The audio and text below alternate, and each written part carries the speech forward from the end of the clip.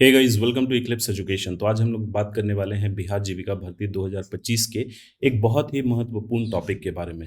जी हाँ, आप लोग थंबनेल में देख पा रहे हैं, क्या एक से ज़्यादा फॉर्म भर सकते हैं? तो ये वीडियो बनाने का मेरा पर्पस बेसिकली इसलिए है क्योंकि बहुत सारे दोस्तों का यह कमेंट था और वो लोग कॉल करके भी ये पूछ रहे हैं कि सर, क्या हम लोग इसमें जीविका भर्ती में मल्टीपल पोस्ट निकले हैं, तो क्या हम लोग एक से ज़्यादा फॉर्म भर सकते हैं?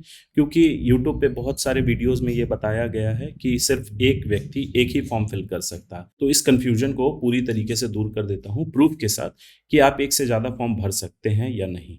तो चलिए वीडियो को स्टार्ट करते हैं। मेरा नाम है अभिषेक, वेलकम टू इक्लिप्स एजुकेशन। आगे बढ़ने से पहले एक इंपॉर्टेंट अपडेट देना चाहूंगा। जीविका के लिए एक टारगेट बैच हम लोग 15 अगस्त से लॉन्च करने जा रहे हैं। ये सारे पोस्ट के लिए होंगे, जैसा कि आप देख सकते हैं जितने भी पोस्ट आए हैं जीविका में सभी के लिए यह कवर होगा और उसमें जीएस और सब्जेक्ट नॉलेज पे खास ध्यान दिया जाएगा क्योंकि सब्जेक्ट नॉलेज ही लोगों को परेशान कर रहा है। तो अगर आप लोग ज्वाइन करना चाहते हैं तो इस नंबर पे कॉल करके या फिर व्हाट्सएप करके पता कर सकते हैं। इसमें टॉपिक वाइज डिस्कशन होगा, फ्री पीडीएफ और नोट्स मिलेंगे और मॉक और टेस्ट भी कंडक्ट करवाए जाएंगे। और इसके रिगार्डिंग ऑलरेडी हमारे चैनल पे एक सीरीज चल रही है, वो फ्री ऑफ कॉस्ट है, आप लोग जाके चेक कर सकते हैं। तो क्या हम लोग मल्टीपल फॉर्म फिलअप कर सकते हैं, ये समझने के लिए मैंने जीविका का जो एडवर्टीजमेंट है वह ओपन कर रखा है। और चलिए इसके हम लोग टर्म्स एंड कंडीशन पे चलते हैं। जैसा कि आप देख सकते हैं टर्म्स एंड कंडीशन में ये जो 11th नंबर पॉइंट है यही लोगों को कंफ्यूज कर रहा है और बहुत सारे यूट्यूबर्स हैं जिन्हें समझ नहीं है, वो इस बात को समझ नहीं पा रहे हैं। वो यह बता रहे हैं कैंडिडेट्स को कि आप सिर्फ एक ही फॉर्म फिल कर सकते हैं, मतलब कि किसी एक पोस्ट के लिए ही आप अप्लाई कर सकते हैं, एक से ज़्यादा पोस्ट आप नहीं अप्लाई कर सकते। लेकिन यहाँ कुछ और लिखा गया है, देखिए इसे लाइन बाय लाइन मैं आपको पढ़ के समझा देता हूँ। सबसे पहले यहाँ दिया गया है 11 नंबर पॉइंट पे, only one application shall be submitted by each candidate for one position. तो इस बात का मतलब होता है कि एक पोजीशन के लिए जो भी कैंडिडेट हैं एक पोजीशन के लिए एक ही फॉर्म फिल करते हैं। तो ये बात तो स्पष्ट है, जाहिर सा बात है कि अगर हम लोग ब्लॉक प्रोजेक्ट मैनेजर के लिए अप्लाई कर रहे हैं तो हम लोग सिर्फ एक ही फॉर्म फिलअप करेंगे। लेकिन उसके आगे दिया गया है, इन केस अगर more than one application, that is multiple application forms are submitted by the same candidate, then last application form correct in all respects shall only be taken into account for considering his or her candidature। इस line का मतलब ये हुआ कि अगर एक application के लिए अगर कोई कैंडिडेट 2 या 3 फॉर्म उन्होंने फिल किया है, जैसे कि अब 2 या 3 बार फॉर्म फिलअप क्यों करेंगे, यहाँ सवाल यही आता है।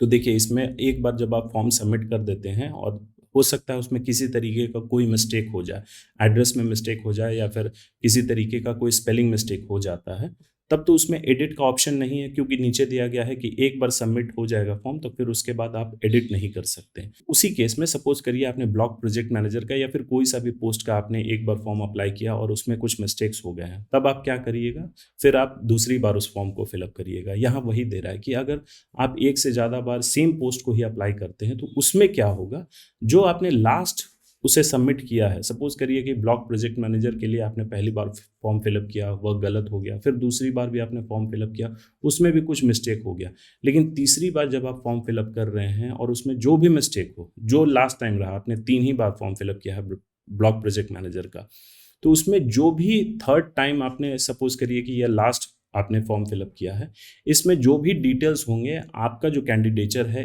इसके हिसाब से लिया जाएगा, इन दोनों के हिसाब से नहीं।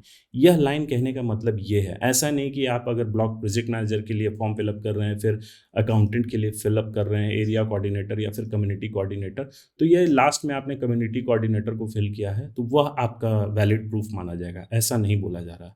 देखिए यहाँ वही सेम चीज़ को मैंने हिंदी में भी कन्वर्ट किया है। एक पद के लिए प्रत्येक उम्मीदवार द्वारा केवल एक आवेदन प्रस्तुत किया जाएगा, ये बात स्पष्ट हो गया। यदि एक से अधिक आवेदन अर्थात एक ही उम्मीदवार द्वारा कई आवेदन पत्र प्रस्तुत किए जाते सेम पोस्ट के लिए, अगर एक ही कैंडिडेट मल्टीपल एप्लीकेशंस वो फिल करते हैं तो सभी संबंध में सही अंतिम आवेदन पत्र केवल उसकी उम्मीदवारी पर विचार करने के लिए ध्यान में रखा जाएगा। तो जैसा कि मैंने आपको अच्छे से समझाया कि एक बार फिर से मैं समझा देता हूँ। सपोज करिए आप कोई पोस्ट के लिए अप्लाई कर रहे हैं, अकाउंटेंट के लिए या फिर एरिया कोऑर्डिनेटर के लिए। चलिए हम लोग लेते हैं एरिया कोऑर्डिनेटर, इसे शॉर्ट में एसी बोलते हैं लोग। इसके लिए आपने पहली बार फॉर्म फिलअप किया, हो सकता है उसमें कुछ गलती हो गई हो, फिर आपने क्या किया, इसे आप एडिट कर नहीं सकते हैं तो आपने क्या किया, दूसरी बार फॉर्म फिलअप किया। तो दूसरी बार फॉर्म फिलअप कर रहे हैं, इसमें सारा डिटेल्स आपके अनुसार सही है तो जो आयोग है यानी कि BRLPS वो क्या करेगी, जो लास्ट अपने एरिया कोऑर्डिनेटर का फॉर्म फिलअप किया है उसे ही वह सही मानेगी, ना कि इसके डिटेल्स को वह मानेगी। तो ये बात कहा जा रहा है इस एडवर्टीजमेंट और इस लाइन में। लेकिन बहुत सारे लोग यूट्यूब पे उन्हें समझ में नहीं आ रहा है इस बात का मतलब, और वो लोग बोल रहे हैं कि एक कैंडिडेट सिर्फ एक ही पोस्ट के लिए अप्लाई कर सकते हैं। भला आप ही बताइए, कोई आयोग अपना नुकसान क्यों करवाना चाहेगा? एक एप्लीकेशन का फ़ी है 800 रुपये। तो अगर मल्टीपल पोस्ट, सपोज़ करिए कि कोई कैंडिडेट हैं वो सभी पोस्ट के लिए एलिजिबल हैं, पाँचों 6 पोस्ट के लिए एलिजिबल हैं, तो एक कैंडिडेट से उन्हें फ़ी मिल रही है लगभग, अगर 5 पोस्ट के लिए अप्लाई कर रहे हैं तो 4000 आयोग के पास पैसे जा रहे हैं। तो आयोग ऐसी बेवकूफ़ी क्यों करेगा? और इसमें एक और चीज़ बहुत लोगों को कन्फ्यूजन हो रहा है कि इसमें नेगेटिव मार्किंग है या नहीं है। तो इसमें नेगेटिव मार्किंग नहीं है, क्योंकि एडवर्टीजमेंट में, पूरे एडवर्टीजमेंट में मैंने अच्छे से उसे ध्यानपूर्वक पढ़ा है, कहीं भी नेगेटिव मार्किंग के बारे में कोई जिक्र नहीं है। सिंपल आपका एक एग्ज़ाम होगा, एग्ज़ाम उसका पैटर्न मैंने समझा दिया है, उसके बाद उसमें जो मार्क्स आएंगे उसी बेसिस पे मेरिट लिस्ट बनाया जाएगा।